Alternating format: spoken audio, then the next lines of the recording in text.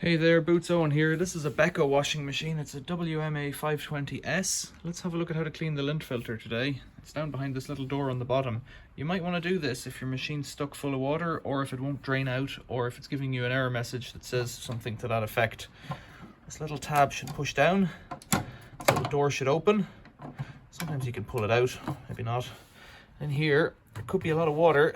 Might not be. There's a little bit. Usually there's a lot more, which is peculiar. Let's get a rag on that just to dry it up. And let's see, is there anything in there? Something. What that is? Well, money. Anything else? Sometimes if you put your finger into the side here, you'll get something. No.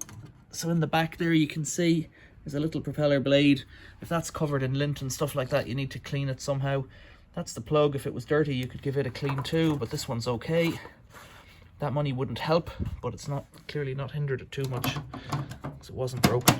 Just doing a bit of, in this case it's routine maintenance and it's a good thing to do, but in other cases, like I say, if it's stuck full of water, won't pump out, that kind of thing, that's what you're up against. 10 and 5 makes 15 pence of filthy dirty money. Somebody needs to launder that money, I'd say.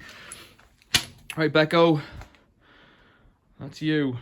Questions or comments, leave below. Like and subscribe, please. It'd be appreciated. Thanks for watching. See you later.